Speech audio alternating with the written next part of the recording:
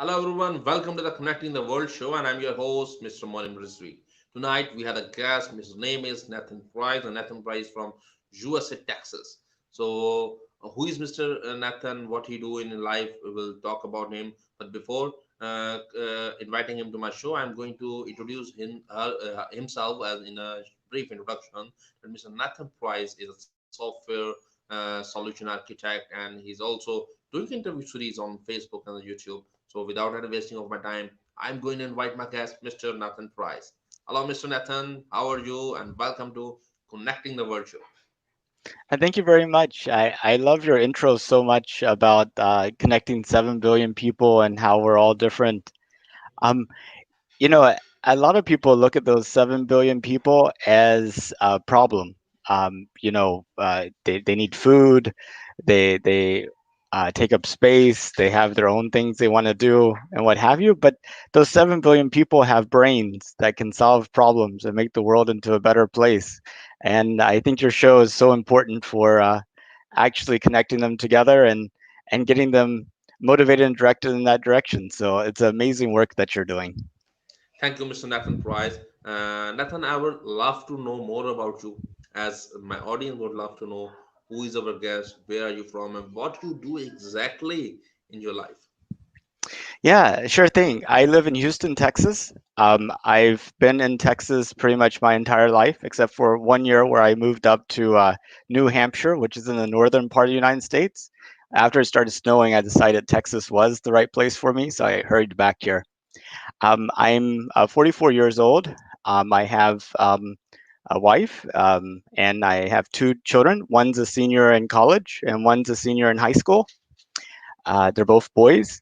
And um, I work in the software industry, which I got out of high school in 94, started college in 94. And right around that time, Netscape, the first commercial internet browser, went public. Amazon was formed. The internet was really taking off. And during the 1990s, the whole kind of thoughts around communication and computing were completely transformed. And at that time, anybody who knew anything about computers or about the internet could get a job. And well, that once you get a job in a field, then your next job is in that field, and your next job, and your next job, and your next job. And before long, you're 44 years old at a software company. But um, the interesting thing is in 1990, uh, I don't think anybody knew what email was or web browsing, and explaining Twitter and Facebook to people in 1990, they would look at you probably and have no clue what you're talking about, regardless of how good of a definition you gave. But by 2000, everybody had email. Everybody knew what the internet was. Um, I don't think Twitter was around in 2000, but definitely Google and web shopping and Amazon were. I think the 2030s are going to be as transformative for aerospace as the 1990s were for computers and communications. Right now, it's really hard to imagine people traveling in space. It's so expensive. Only a handful of astronauts go to space each year. We don't really get any resources from space directly. We have satellites for the global positioning system, communication, weather, Earth monitoring, space monitoring, things like that. Um, but we really don't use the resources, the physical resources of space. But I think over the course of the next decade, that's going to change a lot. And what's going to cause it to change is technology like SpaceX's Starship, which is a rocket that's being built in South Texas. It's going to be able to carry 100 people to space, but unlike other rockets that are used one time and thrown away and have to be rebuilt, this one can be used multiple times. In fact, maybe as many as 3 times per day. And you could use it to travel from Houston to Pakistan in like 30 minutes. So can you imagine? You could fly over here to Houston. We could have our conversation in person, and then you fly back all before anybody knows that you were gone. It'd be just like it'd transform the world. But that same craft that could take you halfway around the world in 30 minutes would be able to take you into orbit, would it be able to take you to the moon, would be able to take you to Mars. And they're not just building one of these things, they're building a factory that can actually build two of these per week. And so if you think about it, in a few years after the system gets up and running, it'd be like going from that single person airplane to the 747. Can you imagine that single person airplane trying to explain to somebody how you're going to have this global interconnected system of airports, and you'll be able to get in an airport in Houston and go to New York, and then go to Dubai, and then go to, China or wherever. It's the same thing. It's really difficult to imagine what I'm saying. And I know we've been dreaming of kind of a world where people are traveling in space regularly, but I think those dreams are finally about to come true. Got it. Okay, now I have one more question. As I was reviewing your profile, Nathan, I saw that you have make a profile picture of a space and a cover photo with NASA picture, and you have written 2024. What is Yes. that? So the first time that we had people actually walk on the moon was in 1969 when Neil Armstrong and Buzz Aldrin landed, and the last time was in 1972. And since then, we haven't had people walk on the moon again. Uh, Last year, NASA set the goal of landing the first woman and the next man on the moon in 2024. And so that date is just an acknowledgement, an announcement of that goal. Great. I got your point. Thank you so much, Mr. Nathan. Okay, Nathan, now if I talk about like during COVID-19, how was the life was in Texas? I would love to know about is any kind of circumstances, people having trouble with their jobs or like these. So tell us Yeah. something here. So my experience with COVID-19 may not be like my neighbors or other people in the city. So I may not be able to give a full and accurate picture of how it's affecting everybody. Um, to kind of take a step back to December of last year, I was I had been working at home for 2 years before everybody else was working from home. I now realize that most people are working from home. Um, and so I realized I was only seeing my family, on a day-to-day basis. And I came up with this idea of interviewing people at coffee shops, at the mall, on the streets, where have you, every single day for my countdown to the moon project. And the idea was to get me out of the house talking to people in person. And so I interviewed people in person here in Houston, in Minneapolis, in London, in York, in Edinburgh, wherever I happened to be. And um, the very first time I remember ever hearing anything about COVID-19 was I went to go interview somebody at a friend's house, and they're Chinese, and the husband had recently just come back from China, and they were very concerned about him being quarantined for a certain period of time.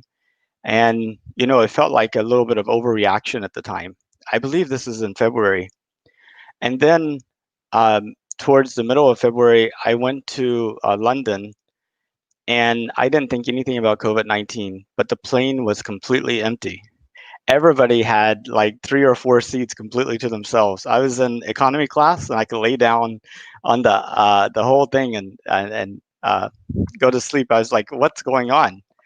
And I went to London. I went to York, um, and nobody mentioned anything about COVID-19. And whenever I came back on the way back, they were starting to close down offices, and started becoming a big thing at the very beginning of March. But it still felt like a little overreaction and what have you. Then I came back here. We have this big event in Houston called the Rodeo, the Houston Livestock and Rodeo. Basically, Texas uh, used to largely be farming and ranch land. People used to raise cows, ride horses, that type of thing. And out in the country, they still do. And every year we have this event where They bring the cows and the horses into the city, and they do different demonstrations and what have you, and they have different shows and all this. My son was visiting from college during that point, and um, they canceled the rodeo uh, that week that he was here, and then his school got canceled and moved online, and so he just stayed here. And then pretty much everything was shut down, so we all just stayed at our houses. And since my wife and I work at home, and my kids were doing school at home, we just all just stayed in our houses using Amazon and the service called DoorDash, which will deliver food to your house. Um, and then we also had a grocery place.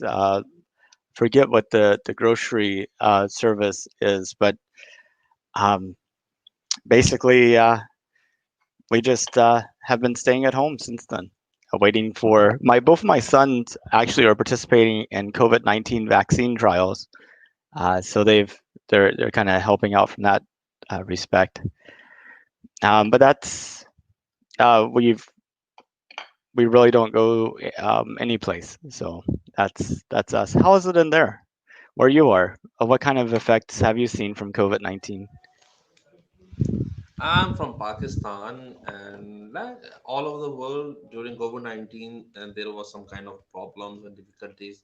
But yet, some people are there who help people to gain from this situation. So it was for like same situation all over the world. Okay, Nathan. If we move towards our next question, so I would love to know about your interview mission. What is your interview mission, and why did you started this interview mission? And what kind of interviews are you taking in this interview series? Yeah, exactly. So there's many different reasons I started it. One is a personal development project to try to get used to talking to people in person, feeling comfortable going up to them and starting a conversation. The second reason is I have this idea that space exploration and space development and colonization and settlement is the future of humanity, and that it'd be a very exciting and challenging and really help to push humanity to a whole new level of development. However, I realize that not everybody shares that view, and so I wanted to go and find out how other people think about it, what's on their mind, how do what do they think is important, what do they think is keeping humanity from achieving more.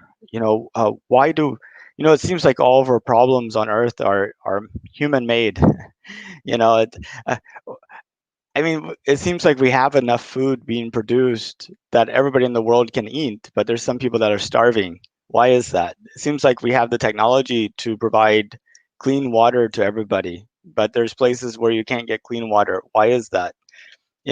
There seems like we have enough technology and ability to provide electricity to everybody and computer access and allow for everybody to advance and develop themselves. But you see very different levels of development across the world. What causes that? And what can we do to fix it? And I think your show here contributes to fixing that problem, and getting people together to think about and raise awareness and kind of create that one-on-one connection that's so important. And there's a third thing, and that's a time capsule. Uh, I feel like we're about to enter into a new era of humanity. Sort of like whenever Columbus came to North America on his way to India. Um, I feel like as we branch out, take these first steps to actually create off-world settlements, I like to capture some people's perspectives um, right before this event unfolds, so that afterwards, in like 40, 50, 60 years, we can look back and see what people at this time were thinking. And, in the process, I caught a lot of views on COVID-19 and its effects. So that was kind of unexpected. I got your point. Okay, Nathan. Now, one thing I need to know as I'm also interview, how you maintain your guest list. how you manage your guest list, like how you select your guest list, or how you choose your guest that he or she might be my guest in the Yeah. coming year. So before the middle of March of last year, it was whoever happened to be in the coffee shop, or whoever happened to be at the store, or whoever happened to be on the street that I would go up to. Since the middle of March, I needed to move online. So I really relied heavily on Facebook connections, reaching out to family and friends and trying to get them to include their family and friends. I've reached out to people on Twitter and LinkedIn. I was able to get a few people to email out to other people to get lists, of people. And last earlier in the year, there's this email called Politico Space. They did a little write up and suggested signing up for the project. Um, I There's this other organization called Space for Humanity, and Rachel, the executive director there, had sent out an email to some people saying, "Hey, why don't you go and sign up?" And a lot of them did. And then just recently, in fact, on Wednesday, um, because this week I did my 1 year anniversary. Yesterday was my 1 year anniversary. I did every single day for the whole last year. I've interviewed somebody, and the Houston Chronicle, which is the major newspaper in Houston, did an article about it, and that's allowed for me to kind of go and reach out to people and get people to sign up. Over the course of the year, I've kind of developed, my process has matured. Um, Originally, it started out with just me and my iPhone going up to people and saying, "Hey, let's interview," and we're like talking like this. And then whenever COVID started happening and I couldn't interview directly, I actually was recording the conversation online with my phone. It was really goofy. And then I moved to Zoom, and then I discovered a service called Calendly, which allows for you to create an online calendar and with like time slots. And you can set up rules like I only want to do one interview a day. It looks at your Google Calendar and sees if you're busy or not. And you can have like options for people to sign up. So they just put in their name and email address after selecting a free day and time. And then it sets up the Zoom, sends them an email, sends them a reminder email a week before, sends them a reminder email a day before, sends them a thank you email the day afterwards. So, um, that has been a big time saver. So I've been trying to direct as many people to that Calendly thing to kind of coordinate that time issue. Um, but really, it's about being persistent, and it's about trying to find people that are willing to um, to help you out. So um, and that's been the process. Right now, I have people signed up all the way through the first part of January. Most of January is still free. So if all your listeners can sign up, maybe we could put the link out there, and they can sign up for an interview slot. You don't have to know anything about space. In fact, if you don't know anything about space, I really want to talk to you. And even if you're against us going out to space, I want to talk to you too. So actually, I want to talk to all of you. So that don't it'll be fun. Um, every view is treated with respect and openness and a desire to understand um, your point of view. Not trying to convince anybody of anything. I'm really happy to explain my point of view, but at the same token, the goal of the interview is is to understand um, other people's perspective and to take that understanding, internalize it, and to kind of have a fuller picture of all the different viewpoints out there. So I even talk to people that say we've never been to the moon before, and that they hope we actually make it this time. And I've talked to people that thinks that the next step for humanity is actually spiritual development, and that we're going to transform into uh, non-physical entities. So these ideas are not widely accepted, but just because they're not widely accepted doesn't mean they're not legitimate, real points of view that should be explored and understood. Uh, so anyway, that's kind of my project and my take. So everybody's welcome. All points of view are treated with respect, and I want everybody to feel comfortable.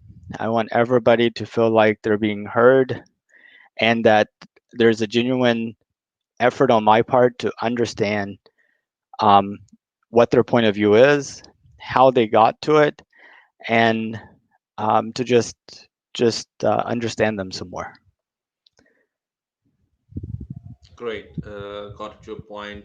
Okay, now tell me, like you says that you before you went to the coffee shop for the guest and you did interview and you already completed last day. You completed your 1 year as an interviewer and you have done more than 300 interviews in a year.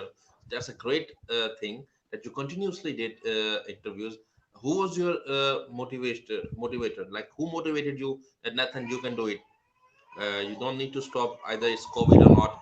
You need to continue your mission. Who was your supporter? Yeah, so everybody's been a supporter. My niece is the one that really encouraged me to get started. She's the very first person I interviewed.